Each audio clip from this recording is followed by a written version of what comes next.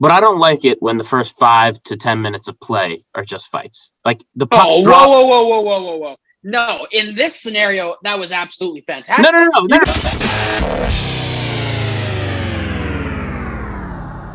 Welcome back, everybody, to the Targeting Podcast. Yes, sir. Boys, how we doing today? Wonderful. Doing great, man. It's getting to that time of year.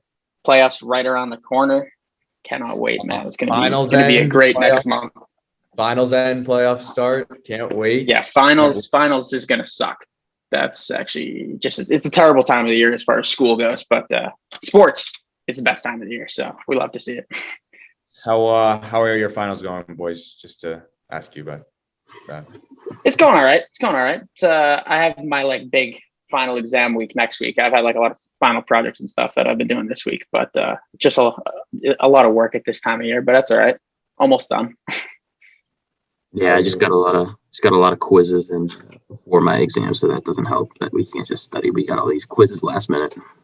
Yeah, same here. I got a test Saturday night, so can't wait to get. Yeah, that makes no sense. A final exam on a Saturday night. That's just brutal. What teacher wants to proctor an exam on a Saturday night? Like, don't you have anything better to do here? They don't. They just put it online. That's the beauty of online. You just put it online, and they'll look at it in the morning. But is it like you got all day Saturday to do it, or no? 7 to 9 on a Saturday. Oh my god, that is ruthless. When I had an exam, my teachers would say, "Hey, you got from 11 in the morning to 11 at night to do your exam. It's a 2-hour timed exam. So once you start it, you got 2 hours." So some are open like that. They're like, "Oh, we'll open it on Monday. You have to finish it by Friday." But because you may some, if not most, we're doing it during this time. Because a lot of times kids got class at 5 and 2 and 8 in the morning, and they don't got a good time in the day to do it. They just assume you got nothing to do on a Saturday night. So I don't know. Well, on that note, we'll get started. So we're gonna do NBA awards.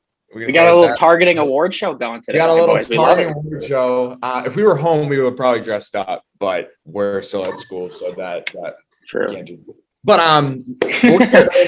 so MVP award, Justin, who is your MVP of the NBA 2020-21 season?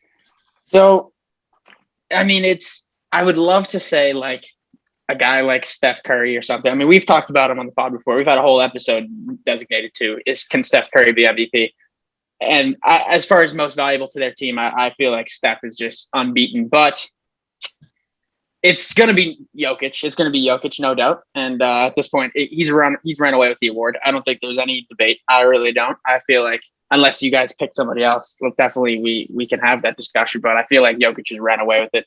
And the fact that since Jamal Murray went down, I think they're 9-2 or something since they lost Jamal. They're still holding on to the 3 seed. Or actually, I think the Clippers might have just grabbed it back. I don't know, but either way, they're in that 3-4. They're going to have home advantage, and it's just really incredible to watch the things that he does. I mean, as far as being a 7-footer, having that type of vision, we've never seen it in NBA history. So, I mean, it's really incredible to watch Jokic. He just does everything for that team. And even without their star point guard, he's carrying that team still to wins after wins in a difficult Western Conference. So I think it's probably going to be Jokic, but what do you guys have for that? I'm sure it's probably similar.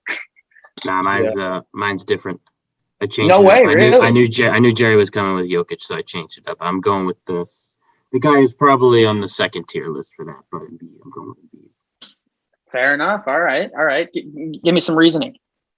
Well, I mean, I just looked at his stat line, and Embiid has been having a season. I remember we had him a couple times on here for MVP. Guy's got 29.1 points averaging, which is higher than his career average, 24, or almost 25, I think. I mean, he's getting 11 rebounds. His assists are 3, he's around 3, so, not great. And then free field goals, 51%, free throws, almost 86. So yeah, I don't know. Also, I mean, the biggest thing with him is that they're the 1 seed. I think that's a big reason why he's got a case for it still. But no, he's obviously been undoubtedly incredible. And with the 76ers coming off the huge loss last season in the playoffs, and them just pounding the game this season and all their pickups and everything, the way he's playing. It's nothing against Jokic. It's not like I think he doesn't deserve it, because I've had this discussion with Jerry, defending him in front of Josh Azor. I think Jokic definitely is probably going to get it, and I'd be happy if he got it. But I'm just trying to change things up, makes things spicy on this pod, and I think Embiid's got a definite case here. And thank you for bringing it up, because I was going to say it is another reason I think he's still a high contender is because the seeding. We know the NBA works like that, and then being the 1 seed and him being the top contender next to Jokic, they're definitely going to come down to the wire. And if the Clippers keep that 3 seed there, that's definitely going to hurt Jokic's case just overall. That's how the NBA looks at shit, unfortunately. Yeah, I don't see personally. I think you make a good point, Holy, but I don't see how Jokic doesn't win this award. And here's why. I think Embiid does have a case where he's having, not arguably, I believe, the best season of his career. And I think Jokic is playing out of his mind too. I think Embiid low-key is playing a little better than Jokic. I just think that Jokic is doing it on such a greater scale. You have to think about what Justin just mentioned. Western Conference, clearly way more competitive on that end than it is in the Eastern. So I think he's already down a point from there. Second thing, Jamal Murray goes down and they're still able to keep the high level of play. And whether or not that's due to him, I think it will be a credit to him. Another point. And I just think that coming into the season, if you were going to look at how the Sixers were going to play versus how the Nuggets were going to play, if you told us where the Sixers are now, you'd probably be like, yeah, seems about right. Nuggets, I don't know about you boys, did not expect them to be this dominant. And so I think just because of that I think Jokic will come out on top. But I see your boys' points with that. I totally, Justin bringing up the whole Jamal Murray thing, that keeps escaping my mind that he's injured still, because I just it sucks, man, because they would be a real threat in the playoffs. But I just think without Jamal, that's honestly the one injury I think that I just keeps escaping my mind that he's injured, because it happened so out of the blue. I didn't even know it happened until I think we were on the pod and we got that update or whatever, that he got the surgery and he was all right. But they were like keeping us updated on it. But I mean, he did go down hard and everything. But no, I think he's out for the year. Yeah, he's out for the year. I think you make a good case though with the Jamal Murray. Again, Joel's got everyone around him, and that just makes him better. Again, though, I'm just mentioning his name. I want to mention his name anyways, because I'm interested to see how the NBA looks at this, because sometimes they look at it as like, oh, the guy who's got everyone around him sometimes gets that MVP award.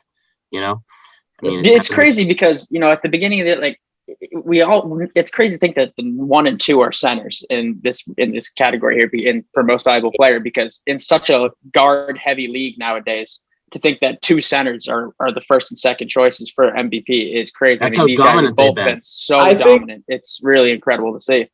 Both averaging almost 30. I think we're in the middle of a turning point in the NBA where we're going to see a lot more of that, because I mean the game's just a lot more bigs. Yeah, here's why. Really? Here's why. So we're seeing a lot more 20-point plus scorers. There's just that many more in the league. And the big guys who can shoot behind the arc are not everyday specimens. And as that becomes more prevalent in the NBA, I just think that they already can rebound.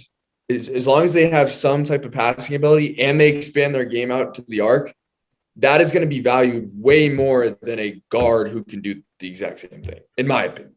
It just seems like you could find many more guards like that than you could centers, big men. So in that way, it'll be more It's an interesting point. It's not really one that I've heard a lot, thinking that we'll be transitioned to see more and more bigs like that. But at the same time, I think it's a valuable point. I mean, if you're 7 feet doing that, you're more valuable than a 6'3" guy doing that. So I see your point. The last thing I'll say between Jokic and Embiid is that Embiid missing that 2-3 weeks there that he did took a big hit to his MVP race, and Jokic had not missed a game all year. So that's a big thing there as well. So, and this is more than any year we've ever seen before, a year based around health and who's the most healthy. And that's going to really what the playoffs is going to come down to too. And we'll see what that Brooklyn Nets monster ends up being, because if one of those guys goes down, all of a sudden that team, the door opens a whole lot more. But I think I guess probably Jokic, but Embiid is definitely a good shout there for MVP. We want to switch over to this one.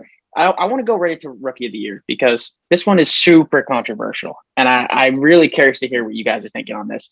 But it's obviously between Ant-Man and LaMelo, but LaMelo missed all that time. He was undoubtedly one, but what do you guys think about this? I'll say right now, this is one where I don't pay attention all the time to certain things, so I forgot Embiid went down for that long a time. But with LaMelo missing so much more time, especially after he started off with a great season, it was clear he was the front runner. He was going to get it, period, after like immediately. It wasn't close.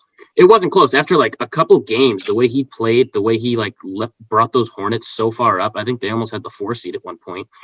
It was just insane. He was getting it 100%. I think him missing this time simultaneously as well, the Hornets just crashing down. Like they're just. I mean, it wasn't too bad. It's not too bad. They never fell below the 8 seed, so they were always in the playoff picture. But they still are. They are still struggling. They're around the play-in right now at the moment. I think they are going to end up in the play-in. They're the 8 seed and pretty much stuck there. And I think what goes unshown though with the standings is that they won't progress very far without LaMelo. Just in my opinion, like LaMelo is the piece there that would have definitely helped the system that they run, and without him that hurts. And although if anything though, that might help his case. If he goes down, the team gets worse. Means he's more valuable to the team. When he's there, that's true. They need him more. And another thing we got to talk about is Edwards and his team, and that's another thing you got to bring into it is he's having a great season, but the team necessarily isn't. So this is a tough one here because I think it's super tough. I think the value that I'll be honest with you, I came in here saying Anthony Edwards just because of the injury situation, but now that I think about it, I think we should have an open discussion about it because I don't think any of us really have a defined viewpoint on it. At least I don't really. Because LaMelo's value, now that you brought that up, the value he brought for the span of time he had, I think was much greater than what Anthony Edwards has had so far with the team. Not to say that Anthony Edwards isn't good. It's just that LaMelo progressed his team so far and his team fell so far without him. So you bring up a good point that them going down two shows. Are you strongly on one side, Jerry? I'm pretty much on LaMelo's side. Here's why. I'm not discounting anything that Anthony Edwards has done this I just want to talk this out. I'm trying to think about this. I have him in one of my categories that are on.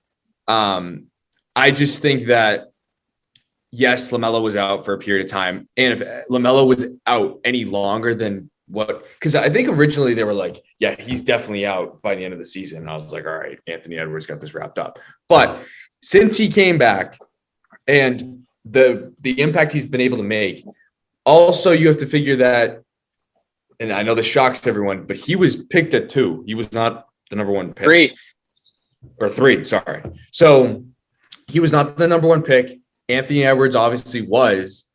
I just think that gives him a little more of a case in a way, like because I feel like for the number 1 pick, you're always expecting them to do the most on a team. And Anthony Edwards has produced to that Timberwolves team, but LaMelo, it was always a question of this kid's been like doing everything. Like the spotlight's always been on him. How is his game going to translate to the NBA? No one thought it would, and he's producing all these numbers. I think for me, it's pretty solid. But I'm curious to what you think, Justin. Yeah, so here's the thing, right, is I literally, both these guys are so great. I think they're both going to have undoubtedly be all-stars in their careers for many, many years. These guys are both absolute buckets. And I think obviously what LaMelo does outside of scoring the ball is undeniable. I don't think not just rookie, in the entire league, I don't think anybody else has as creative vision as he does. I've never seen anybody pass the ball so creatively. I mean, the way he's just throwing these full court Hail Marys, underhand, slinging fastballs in between cracks. He's an incredible playmaker, and he's undoubtedly going to be leading the league in assists 1 year, if not more years in his career. And I think the way he can score the ball too is so great. I mean, being a point guard at his height with his length, he's super shifty. He's got a great handle. He can shoot the ball, and his shooting's only going to get better. He's really good. It does suck that he missed all that time, but something about Anthony Edwards, though, he's just different. He's different. And the way he takes over fourth quarters is something I haven't seen from LaMelo. Anthony Edwards will get to a fourth quarter and put up 18, 20 points in the quarter. I mean, this is a guy who takes over games at the end of it. If they're close, obviously the Timberwolves don't win many games, but even in games they lose, he'll have 16, 18 points in the fourth quarter if it's a close game. He is a guy that takes over games, which is just not something I've really seen from LaMelo as much as LaMelo does do for the Hornets. He doesn't just take over a game. I haven't really seen that yet from him. So I don't know, man. If you ask me, I feel like I'm giving it to Anthony Edwards. I'll be honest. I'm gonna give it to Anthony Edwards. Jerry, before you start arguing with him, I've done some thinking.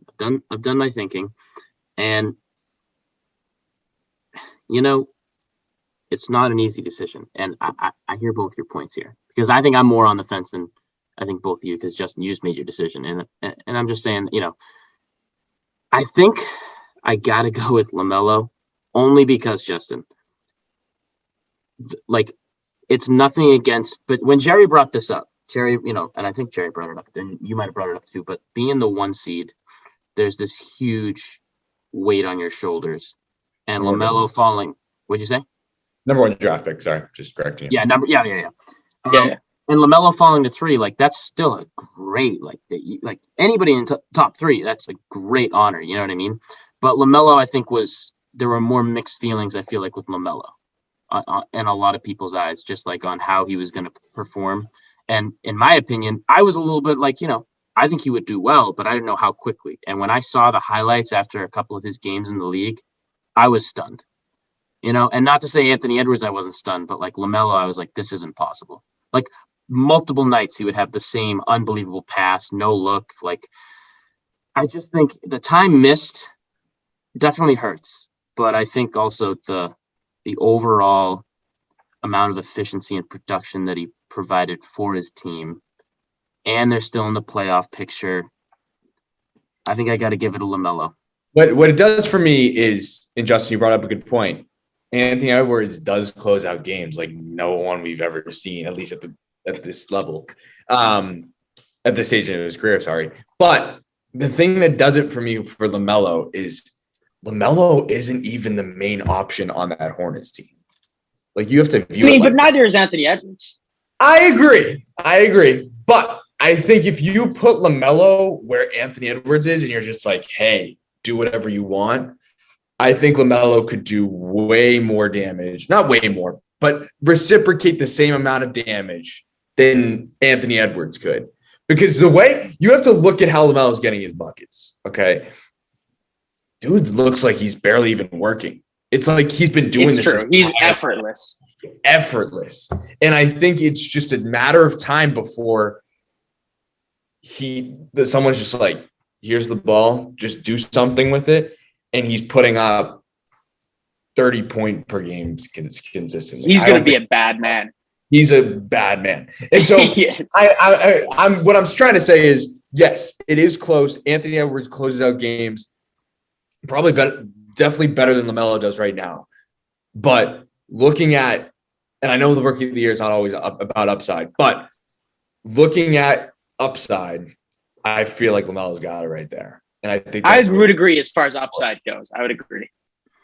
It's super tough. It's super tough. I'm not not trying to take anything away from LaMelo. I think if he played all year, no doubt he wins it, even if Anthony Edwards had the second half of the season that he did. Because Anthony Edwards, obviously, this later half of the year has been much better than his beginning of the year. And even if he'd still done this and LaMelo played all year, no doubt LaMelo gets it. But just with the time off, Anthony Edwards has played every game this year. I think, I don't know, something about, he just, maybe it's a little bit of recency bias because last night he and Ja dueled. He had 42, Ja had 37. And Anthony Edwards had 8 threes. The kid is 19 years old. Like, it's just crazy to see. Both these guys are just studs. I can't disagree with either of you taking LaMelo. I'll show Edwards some love. I'll stick to it, but these guys are both legends. It's gonna be so fun to watch them blossom. You make a great case, and I'm also gonna say recency bias over here. This guy has some nice big words tonight. But but no, I think you make a great case. I mean, again, it's like this is one of those where like both these guys are playing unbelievable. I just think one guy here, a little bit more of the underdog with the draft pick scenario. Also, team is doing so well. And I think the best term you use is effortless, just so fluent, just like on the court, just like when we watched those games, I thought it was just like a practice, like the way he was playing, like there was no way that, like you don't care if you lose, you're just at practice, you're just passing the ball, make like some of the plays he did. I was like you can't make that up. You can't draw that on the board and your coach can't tell you to do that in the middle of a game. You just got to do that. I just think coming in, LaMelo definitely, I think had a lot of people were like, oh, how is this guy going to play the same? He's not going to be the same guy that's taking half quarters in high school. So how is his game going to translate to the NBA? And a lot of people were like taking him at 3, like you might be risking it. Like you don't know what he can do in the NBA when all you've seen is just these. But he showed up. But he's been so much more mature than anybody could have expected. I mean, he's accepted the role as facilitator. He's accepted the role of facilitator or floor general, which is huge. He adapted his game to an NBA play style, and I think rather quickly. And I think that's why quickly. I mean, like literally, like just as the season went on, just better and better. Like you don't see that transitions that quickly sometimes. At least it's very rare. A lot of times, it's extremely rare. I mean, he's extremely rare. I think he's matured beyond his years. I think across all national sports leagues, it's very rare. But even more so in the NBA because you already have starting lineups and you got these rookies who come in. They get the time, but obviously you got to work them into the system, because they still got the college ball and the high school ball in their mind. And NBA is entirely different. And I think that's a huge thing about. We'll move on to. All right, what do you want to go? Most improved? I was going to say, okay. Yeah, we can start with either one. What are you thinking? Well, we'll do most improved. So I hope we get a unanimous. I think it probably will be, especially because Hooley down here has been a fan of him all year, it seems. And I think me and you are probably on the same page, Jerry. But you go ahead, Jerry. You start us off. I don't know how you don't give this to Julius Randle. I don't know how. He's been unequivocally one of like the award says most improved. Like from last year to this year has just made complete improvements, changed that Knicks organization honestly around. He's been putting up crazy numbers. I didn't expect it. I don't think any of us did. And we've been talking about him a lot the whole year, but it still doesn't really feel like people give him enough credit as he should because he's on the Knicks. So I don't know. Justin, who was I'm pretty sure yours was Julius Randle too. Yeah, it's undoubtedly Julius Randle. I mean, you're going to have the Piston fans trying to vouch for Jeremy Grant and stuff, but it doesn't matter. It's Julius Randle and it's not close. And my biggest thing with him this year is not obviously the scoring uptick, which is incredible, and the way he's just shooting the ball and doing everything. But my biggest thing is the way he's become just a playmaker. I mean, he's doubled his assists from 3 to 6. He's the facilitator for that team as a power forward, and his efficiency has gone way up. He shot 27% from 3 last year. He shoots 42% from 3 this year. Quit playing. I mean, this guy, he's super efficient, an unbelievable playmaker, rebounds the ball, scores 24 points a night, leading a team to the 4 seed, that a New York Knicks team that nobody thought would be anywhere close to the playoffs anyways.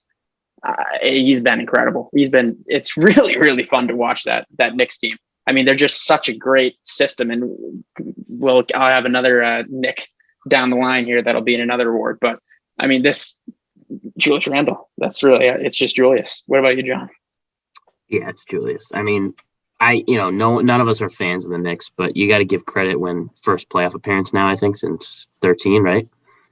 That might be true. I think it was 13. It's been a while. It's been a while. I think it was 13 if I last checked, which that would make sense. That's when they had Carmelo Anthony, so that would make sense. That was a while back. Honestly, when you think about it now, we're in 21, so you got it about 7-8 years now from then. And that's a long kind of not making the playoff at least once playoff drought, especially for a Knicks organization, after they had, Carmelo and, they've tried to build up teams and everything. And I feel like now they found their guy. And it's not necessarily like, again, they're probably going to need some pieces here and there in the future. But I think Julius Randle is the good starting point. He is the guy that I don't think anyone thought was going to be playing this way because he's basically commanding that court when he's out there for that team. I mean, he's just like overall helping that team out. And I will probably point to him as one of the sole, proprietors of this entire season being the way that it was. I'll point to that because the way he's just been playing and dominating. And I don't usually just give one guy the credit, but I got to in this case because I think it's necessary. I think it is bringing the team together. Obviously, everyone on that team is contributing. Reggie Bullock, D Rose, but I think that they needed a guy to kind of look at and be like, all right, at the end of the day, he's our guy. Like that's the guy who leads our team, and I think Julius Randle has become that guy. So. And you need to look at that because when you look at a team, if you don't know who your main guy is on that team, you're automatically going to probably miss the playoffs, in my opinion, because you need to know who your leader is on the court. If you don't have a guy who's leading you on the court, being your facilitator, he doesn't even have to be your captain, your veteran. He's got to be someone, though, who has the leadership role and takes command immediately. The main reason why I like the Knicks so much this year is they're one of the few teams that it seems like there's not like one guy on that team that I can be like, yeah, he's a superstar, like just above all else. Right. They just all work together. At least in the playoffs. And they have built a team that's basically built off of chemistry. And you don't see that a lot anymore. And you can see it, but they're not going that far. They're not making the playoffs. So I'm just really excited to see them play in the playoffs because I think that will show how valuable that can be in the playoffs. And yeah. I'll be honest. I think the next team, and again, it is a little biased before I pass it on to Justin. I think the next team that works with the chemistry idea more than the superstar idea is honestly the Celtics. I think the Celtics and Knicks. I think the Celtics try more so than most. I can't agree with that. I can't agree with that. Really? The Celtics are one of the most ISO dominant teams in the entire league. We have no chemistry, no ball movement. We try, but I think we at least try. Years, yes. In prior years, yes. This particular, prior years, 100% yes. Our offense was built through our defense and through our playmaking and our team chemistry. But this particular year, it's been the most disgusting thing to watch. I mean, this year, we don't move the ball at all. Well, I think we're 28th in assists in the league, which is just atrocious. Like it's just some sinister shit. I'm talking a little bit overall here, but I think this year is definitely a little different. I will agree. This year's different. I think you bring up a great point, though. You both do about how the Knicks are just one of those few teams in the league that you watch and you say, I mean, this is just a unit. They're all working together. They're all moving the ball, and they're creating all the scoring from side to side movement of the basketball. And I think the Knicks, the Jazz, the Hornets, the Suns, those are like the few teams that fall into that category where it's just so much ball movement, so much team chemistry, and it's leading to wins. But yeah, Julius Randle is definitely that leader, that guy, and I think undoubtedly he wins this award. Want to move into the defensive player? Yeah, I think I got mine. Go ahead, John. You go first. I'm gonna go with this guy for a couple of reasons. The way his team's playing, the conference he's in, and just also, I mean, it's just he's already got it, I think, 4 times defensive player of the year. I'm gonna go with Gobzilla. Gobzilla. I love it. Rudy Gobert. I love Gobzilla. Rudy Gobert. You call him Gobzilla. I don't know that I've heard that one before. Do people call him? I don't know. I've heard that once. I've heard one person I know call him Gobzilla. I've also heard someone I love it. I've also heard someone call him the French rejection. The French rejection. Nice. Yeah, no. I have not heard that one, but I like it. I'm gonna go with Rudy Gobert. I mean, I don't think this, again, the way the Jazz have been playing in their conference, I don't think any of us predicted the Jazz were going to be the 1 seed. I mean, I could see it, I could have definitely seen them at the 5-4, somewhere up there, but the way the season's played out, they have solidified that 1 seed continuously. I mean, 48-18, I think last time I checked. Unbelievable. That is unbelievable. And those games, I think a lot of those games they lost were pretty close. And the team that they just have, again, like you brought up before, Justin, one of those teams that just works well together. They got all the pieces there. Rudy Gobert defensively has always been there. I think he's had another season like that. And I think because the team's doing well, he does well. I mean, he's had this, he knows what it takes to be a defensive player of the year. It's not his first time around. And I think he's, played that way. A little biased because I like Rudy Gobert, but I think there are other options on the table here too, for sure. There are a couple guys out in Philly. Simmons or Embiid are both up there. And that's win it. So and you got Miles Turner leading the league in blocks. You got Giannis is always in the conversation. But I have Rudy Gobert as well. I think the way nobody, all those other defensive superstars that I just named, none of them have that type of just ominous impact on the floor. No one goes near Gobert. Nobody goes fucking near him. I was watching, who were they playing the other night? I think it was 2 nights ago. They were playing, I think, was it Miami maybe? Anyways, they had one guy came into the paint, stopped and turned around to give it up. A second guy came in. Rudy he had to run away from him again. And Rudy starts going like just fucking getting all mean mug on him. A third guy tries to come in and just runs right through the paint as well. Well, who wants to go he's against just him? so scary. Like, no, the way he just has that ominous threat. Like, no one goes near him when he's next to the rim. I mean, his impact is incredible on that team. And a lot of people would argue that Rudy Gobert is the best player on that Jazz team. I'm not giving that spot up from Donovan Mitchell. I definitely think it's Donovan, but he's up there. There are many people that would argue that it's Gobert. And Donovan Mitchell's been out for damn near a month now, and they're still the 1 seed. So that says something about Gobert. It's about the defense there. Team is so good defensively, and it's all because of Rudy Gobert. Or it all starts with Rudy Gobert, I should say. Yeah, I got Gobert as well.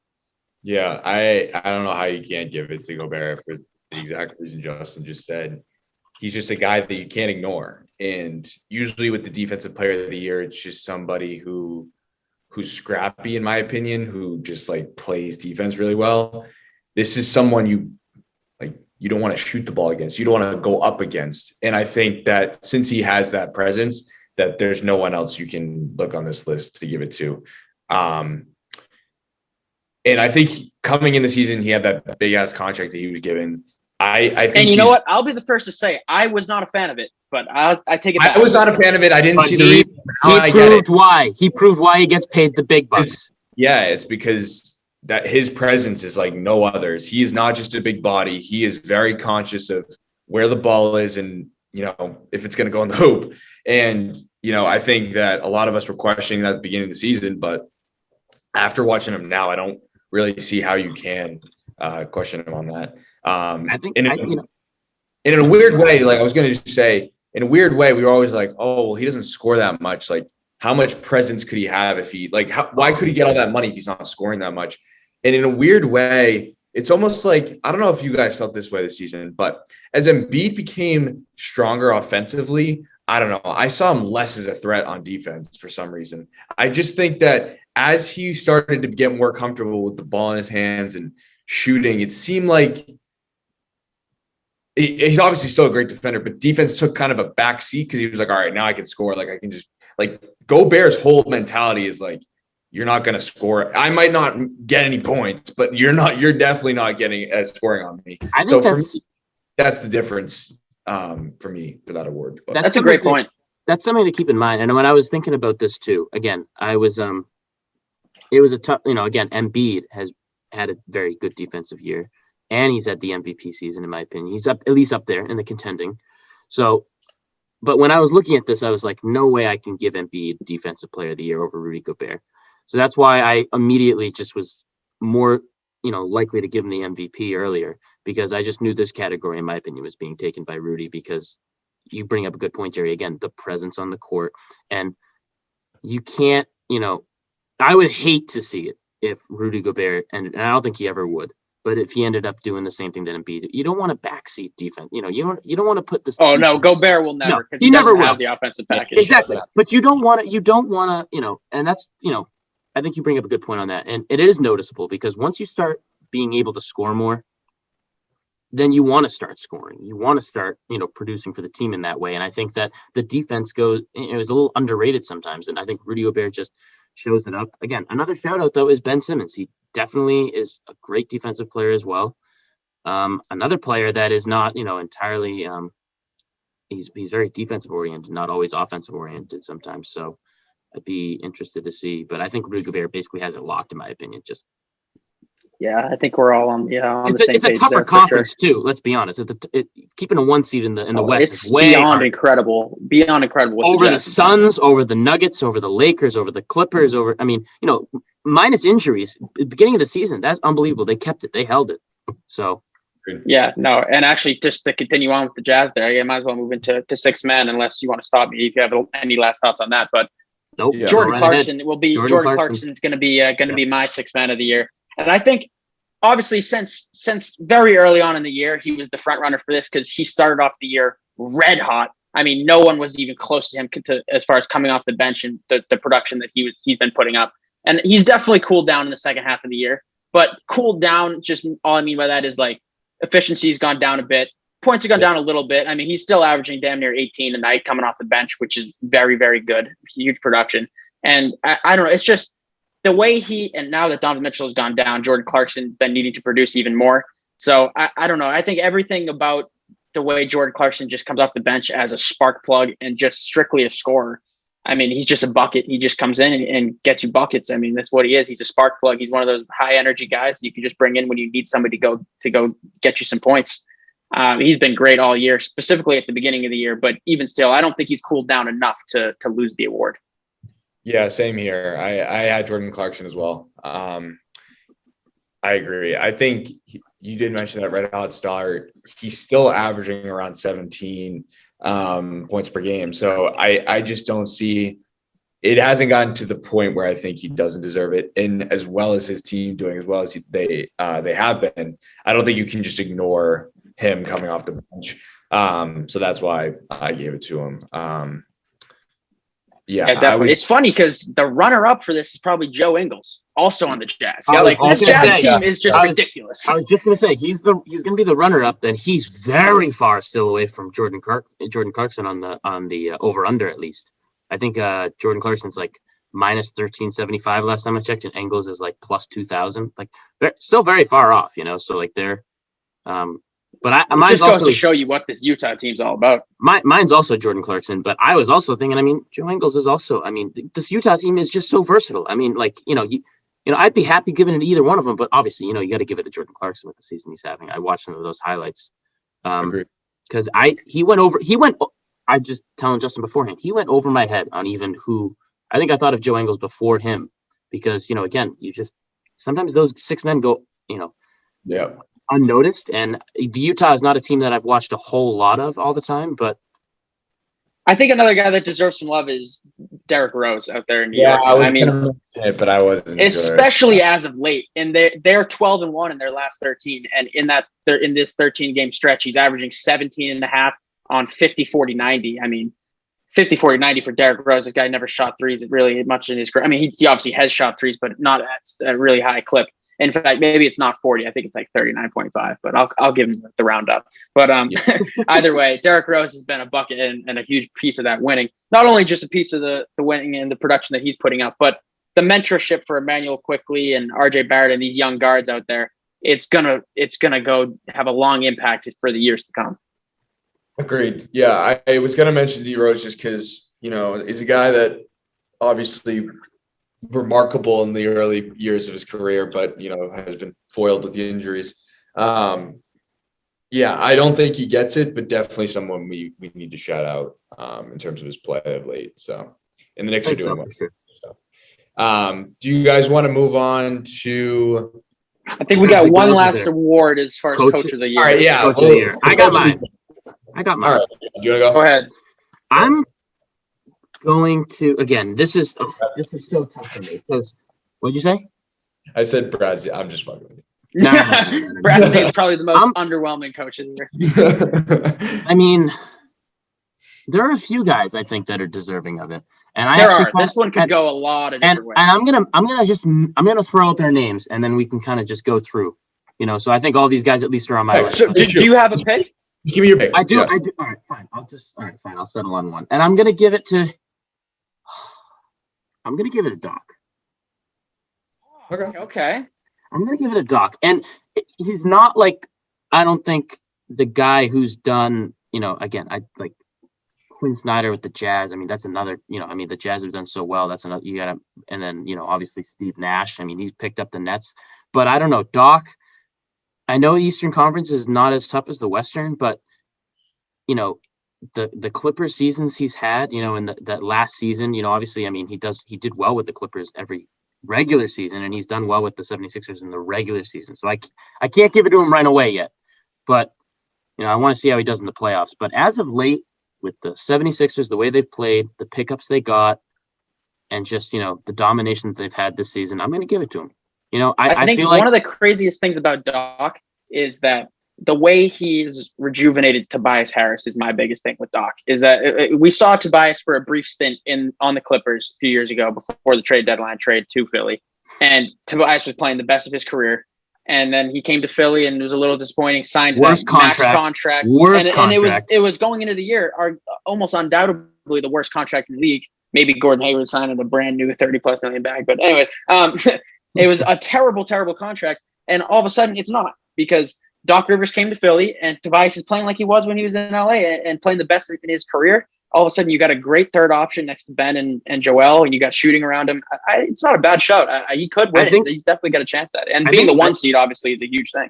Is a huge thing, and that's what I totally forgot about the Tobias, because that went above my head, because I just always think of Tobias as being, the shit contract he had. But he's having a great year. He's having a great year. We talked about that, I think, in a couple pods back. I think one of us shouted him out for an honorable mention, I think at least for a player of the week, because I think he threw up I don't even know what he threw up, but he threw up a really good night one of those nights, I think. And that's another thing that you got to keep in mind. And again, I just think there are a lot of good options here. So I'm going to go with someone that I think is going under the radar in a lot of people's minds, because there is that Western Conference. That's a good one. I don't know that he'll win it, but it's a good shout. It's a good shout. Do you want to go, Jay? I can go, yeah. Mine's Quinn Snyder. That Jazz team has just played so well, and all that. It seems like they, from top to bottom, are pretty. They're not pretty. They're good, and they've blown out everyone's expectations. I know they have good players on their team, but I don't know how you can look at that team and not give a little credit to the coaching.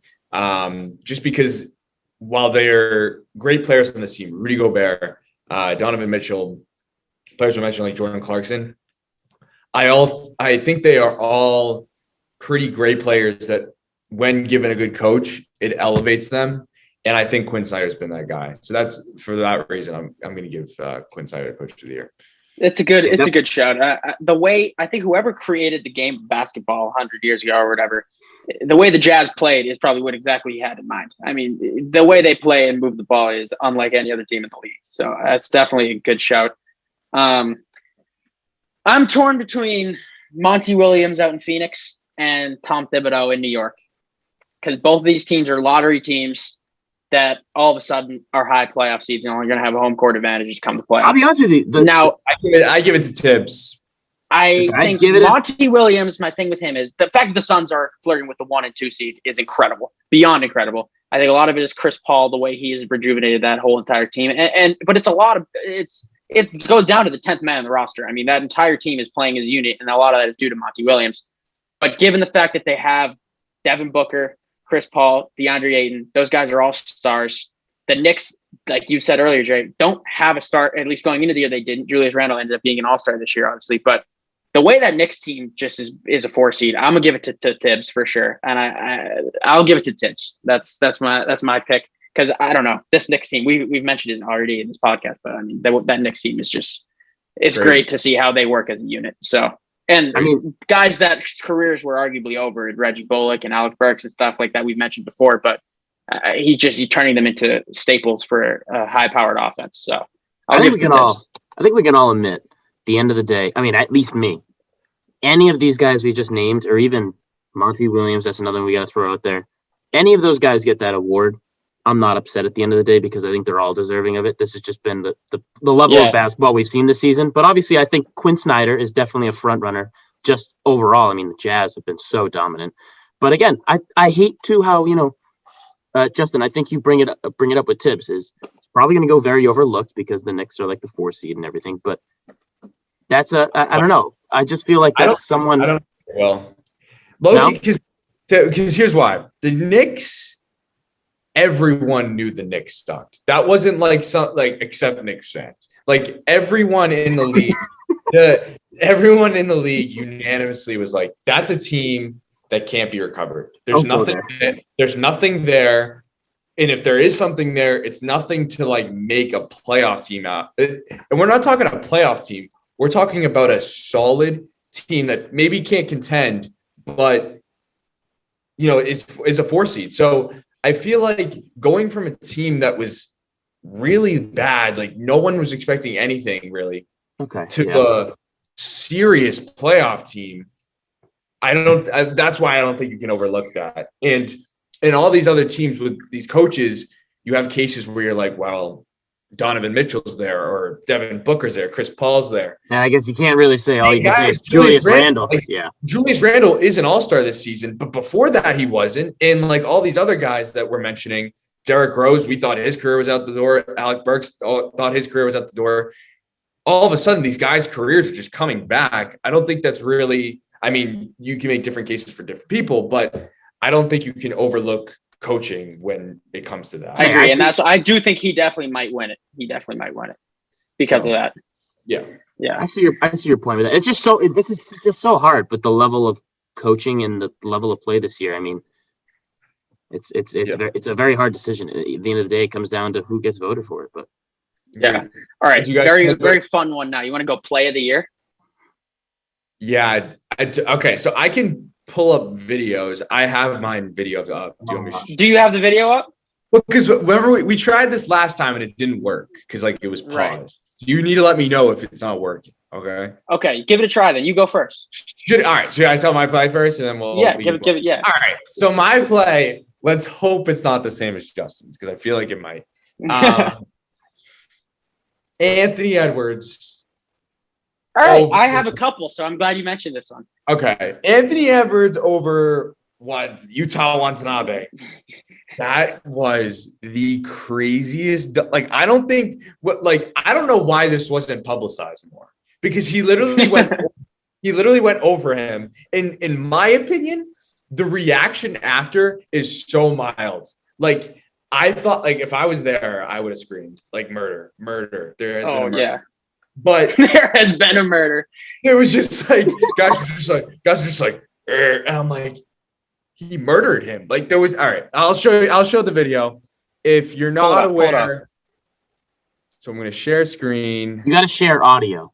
See if you can, you got to go to the. Oh, yeah, share sound.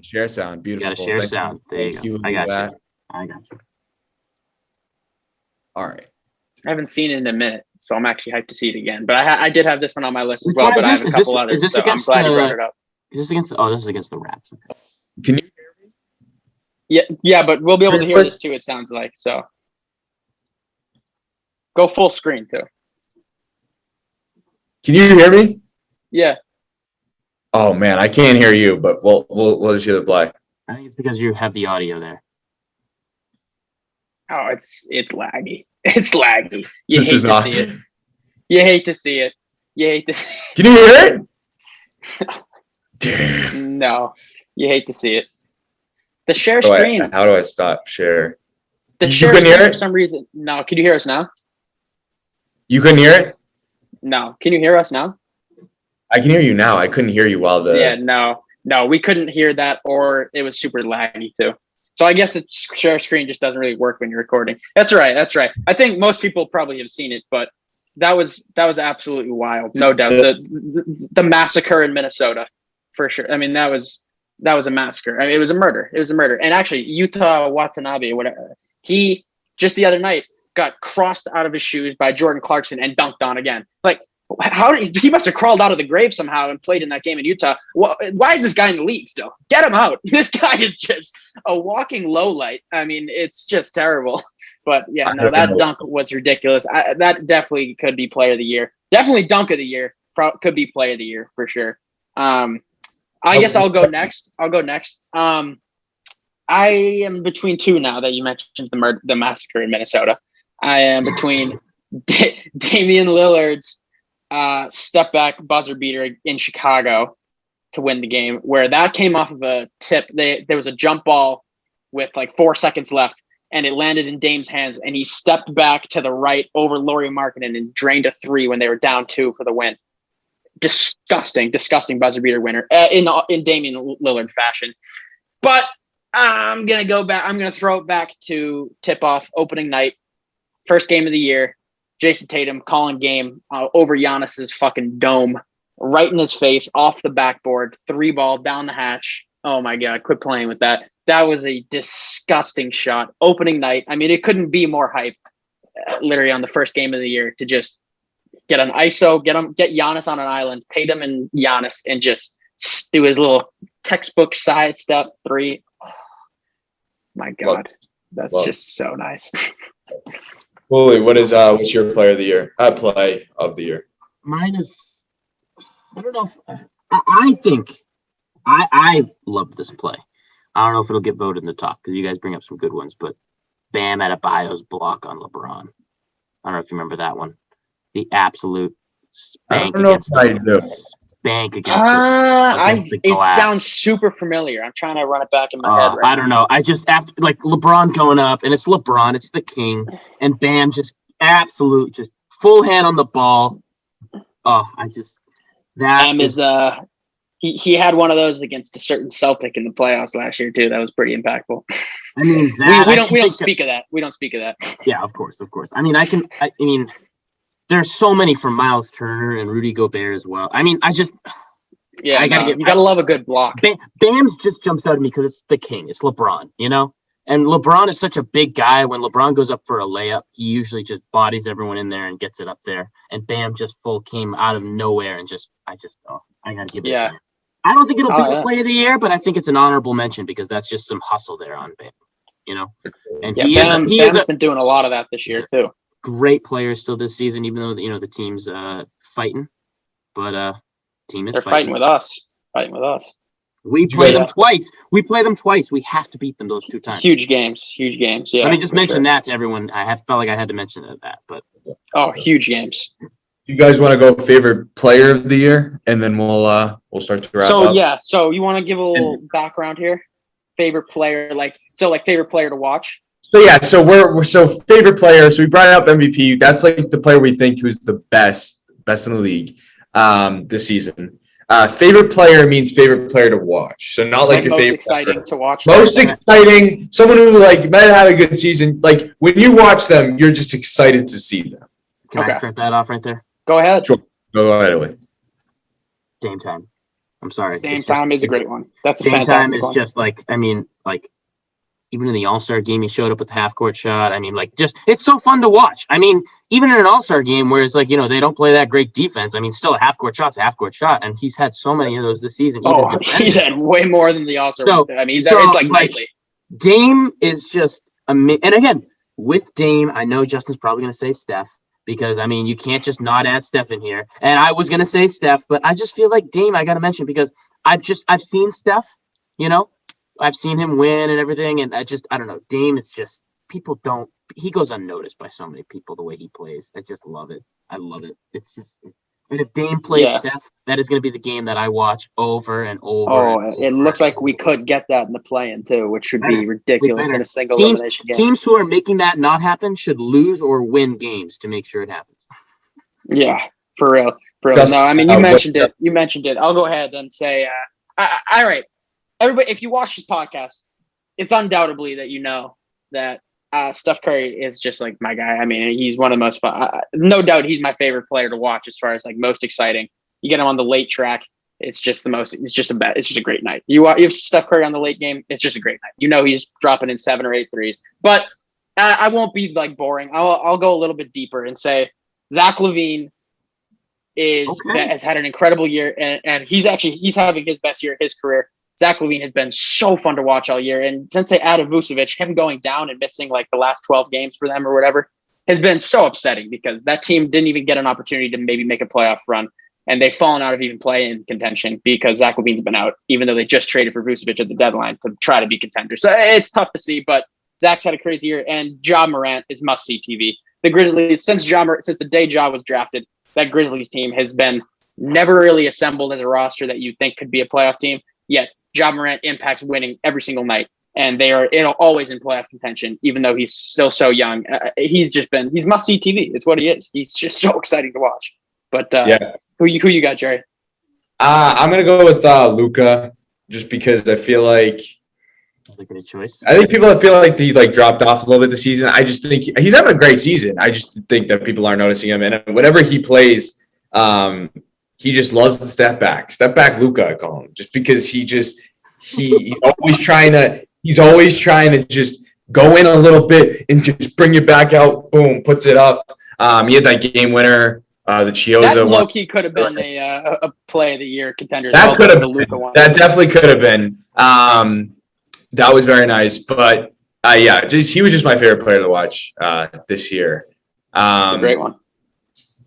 I think so. That concludes the Targeting Podcast NBA awards. I know John wanted to mention. We're sitting on 55 minutes here, so I can easily do it. I'll do it in 2.5. Let's do it. Will we give us a little about the NHL? All right. Right now in the NHL, we had a massive night the other night with fucking Caps and Rangers, back-to-back games, basically. Just disgusting. I gotta say it off the top of my head because I love a good fight. You know, I love a fight. I love a little scrap on the ice.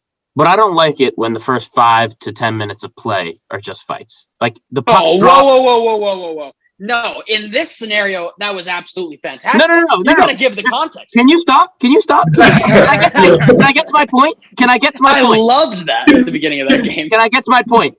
Can you give a little context? Context to people who didn't watch the game. All right. Previous game, so basically their first game, we had a nice little scrap between Tom Wilson.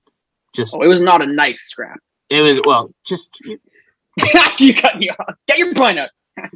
Tom Wilson just absolutely obliterated Artemi Panarin. Like his skate was in his face too. I think there was this is just a fucking pig pile. Like there were skates in the air. At one point after the puck was shot on net, someone just pushed someone down and started punching them in the head. I think it was Tom Wilson or it was someone else. I forget his name. It was Tom. That was on punching some guys. Yeah, punching his head. So then Artemi Panarin and all them come in to try and just break it up. The refs are coming in. He just basically like Batista bombed Artemi Panarin onto the ground and without a helmet. Smashes his skull on the ice. And let me just say also, Artemi Panarin is now officially out for the season. Yeah, who's on obviously the best player on the Rangers. He's a top 15 player in the league. I mean, this guy's a star. So then the next following night, and Tom Wilson, obviously, when he gets to the box, he goes like this, which is the dumbest thing I've ever seen anybody do after a fight. First of all, just a real character, huh? So the second game, what happens is immediately... And before you even get to the second game, the punishment for it was a $5,000 fine for a repeat offender, as in, like Tom Wilson is just a scumbag. He has been his whole career. Off the top of my head, from what I remember, he had a 2-game suspension, 4-game suspension, 7, 14, reduced from 20, and then he had another 2-game suspension, all from 2017 to 2018. So... No, he's like, I don't understand how this was just a $5,000 fine. So then the next game... I'm just so fired up about it. I just gave completely terrible context at the beginning. So why I said I didn't approve of it is here's why. What I think is none of these fights would have gone down if he had been fined properly and been given a 1-game at least suspension, in my opinion. You would have had a fight maybe here or there, but you wouldn't have had 5 to 10 whole minutes of the game being put aside for fighting. And the refs continuously went to the benches and said to the coaches, look, you got to stop this. And the benches, you could see, literally had guys missing. There were literally 6 guys in the box at that point. And the coaches were like, I know. And they were telling their guys. And, it first started off 3 fights on the first puck drop. Then after that, we had Tom Wilson pop on the ice. And what's his name? Smith came after him. Someone who I didn't think could even possibly stay in a fight with him. And he stayed on his feet. Then we had, what's his name? 22 on defense. Oh my God, what's his name? I mean, there were 12. And there was Strome. I don't even remember. Strome was not even a fighter. Strome, not even a fighter, goes after him. So here's my whole thing: you put so many unnecessary players in danger of getting a bad injury, maybe from a concussion from a fight, or a Rangers team who was still on the verge of possibly from the Islanders securing that 4th seed. I mean, they needed to win those 2 games really for that. And again, at the end of the day, you just all things besides. It was unnecessary is my thing. The fights were unnecessary. You love watching fights, Justin. I love watching fights. But when they're unnecessary fights like that over a suspension that should have been given, it's stupid. And then here's what happens is then... I think they were necessary fights because the suspension wasn't given. But I see what you're saying, though. But if they had been given this, because the suspension wasn't given, it should have been... He could have been done for the year, and I would have thought that made sense to me. Basically, it could have been avoided is my point. Avoided. I mean, it could have been. Tom Wilson is a menace. Tom Wilson is a menace to society.